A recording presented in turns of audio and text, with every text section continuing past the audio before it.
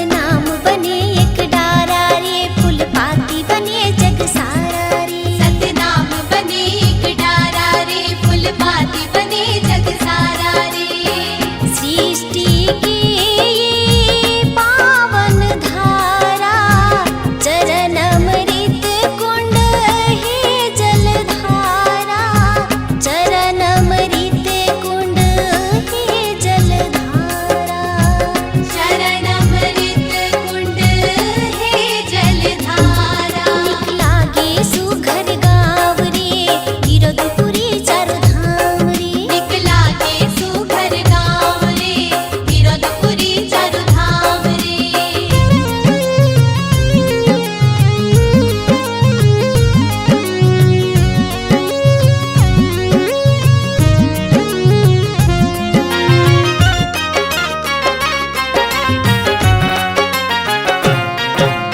ओ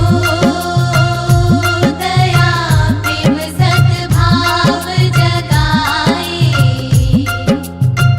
मानव मानव एक बनाए, मानव मानव एक बनाए।